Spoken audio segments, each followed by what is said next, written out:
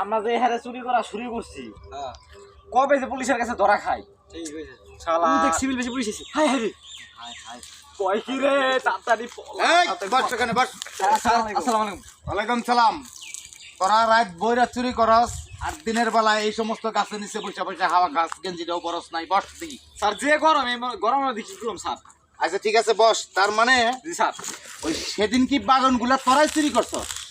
চুরি করে তো লাভ হয় নাই বাগানগুলো সবগুলো বসা বসা তার মানে তোরাই চুরি করছস? আমরা যদি সব করে দিই আপনি পুলিশ আছেন কে তাও তো কথা ঠিক। আচ্ছা স্যার হ্যাঁ আপনি তো বহুত প্রশ্ন করে নাম করে হুম। আপনাকে দুইটা প্রশ্ন করি আমি তোরা চোরের ঘরে চোর, আমায় পুলিশ সরকারি লোক, আমারে কি প্রশ্ন করবি?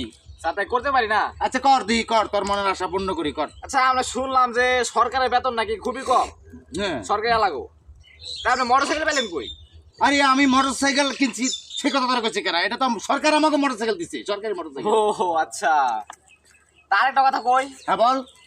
আপনার ঘরে যে 50 ইঞ্চি টিভিটা আছে ওই টিভিটা কেমনে পাইলেন আমার বাসায় 50 ইঞ্চি কালার টিভি, তুই জানোস কেমনে? না মানে সেদিন চুরি করতে যায় আলাদা বাইরে নাই তো এর লেগে আর কি দিগাইলাম মানে আমার বাসায় তোরা চুরি করতে গেছস?